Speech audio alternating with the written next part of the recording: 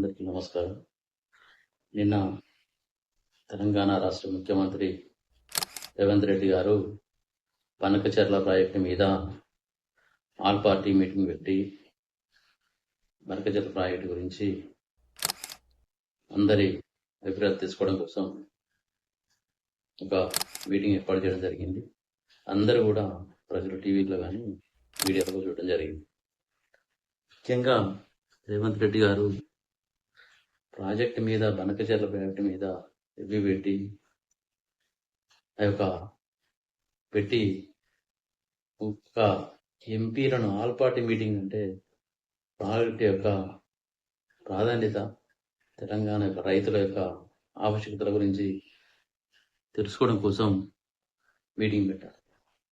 భారతదేశంలో మొట్టమొదటి ముఖ్యమంత్రి అనుకుంటా ఈ ఎంపీలతోటి ఆల్ పార్టీ మీటింగ్ పెట్టడం. ఎందుకంటే ఒక బనకచెర్ల ప్రాజెక్ట్ అనేది తెలంగాణ రాష్ట్రం యొక్క కొన్ని నల్గొండ జిల్లా యొక్క రైతాంగానికి అయితే, మహబూబ్ నగర్ యొక్క రైతాంగ ప్రజల యొక్క ప్రయోజన కోసం తెలంగాణ రాష్ట్ర సమితి, భారత రాష్ట్ర సమితి గత 6 నెలల నుంచి నెత్తి నోరు కొట్టుకుంటా ఉంటే, ఇప్పుడు సోయించినటువంటి ముఖ్యమంత్రి ఒక రివ్యూ మీటింగ్ ఏర్పాటు చేసి, ఆ మీటింగ్లో బనకచెర్ల ప్రాజెక్టు ఎక్కడున్నది, అది ఏ జిల్లాలో ఉంటుంది, ఏ బేసిన్లో ఉంటుందని ఒక చిన్న పిల్లలాగా అవగాహన రహితంతో మాట్లాడి తెలంగాణ రాష్ట్ర ప్రజల యొక్క, తెలంగాణ యొక్క పరువును తీసినటువంటి సందర్భం మనందరం కూడా చూసింది. ముఖ్యమంత్రి గారిని విమర్శించేటువంటి స్థాయి కానీ, ముఖ్యమంత్రి పదవుల గురించి మాట్లాడేటువంటి అట్లాంటి అర్హత లేనటువంటి మనం కూడా ముఖ్యమంత్రి గారి గురించి మాట్లాడుకోవాల్సి వస్తుంది అంటే, అది ఎంతో ఆవేదనతోటి, బాధతోటి ఈ విషయాన్ని చర్చించాలని మీతోటి మాట్లాడాలనే ఉద్దేశం మీద ఈరోజు మాట్లాడడం జరుగుతూ ఉన్నది. ముఖ్యంగా ఇంకా విచారకరమైన విషయం ఏంటంటే, గోదావరి దేవాదల ప్రాజెక్టు ఏ బేసిన్లో ఉందని అడుగుతా ఉన్నాం.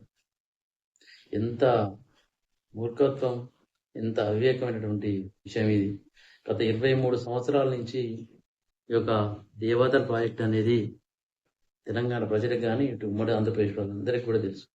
ఈ చిన్న పిల్లవాడిని అడిగినా కూడా, సామాన్య రైతును అడిగినా కూడా ఆ ప్రాజెక్టు ఏ బేసిన్లో ఉందో చెప్తారు. ఎందుకంటే ఆ రోజు నాటి తెలంగాణ ఉద్యమ నేత కేసీఆర్ గారు హెచ్చరికతోటి నాటి ముఖ్యమంత్రి అయినటువంటి చంద్రబాబు నాయుడు గారు 2001లో ఒక హెలికాప్టర్ తీసుకుపోయి, హెలికాప్టర్ ఒక మేస్త్రిని కూర్చోబెట్టుకొని ఒక రాయి, ఒక సిమెంట్ తీసుకెళ్లి దేవాదల ప్రాజెక్టు గోదావరి నడిఒడ్డున ఒక రాయి వేసి రావడం జరిగింది.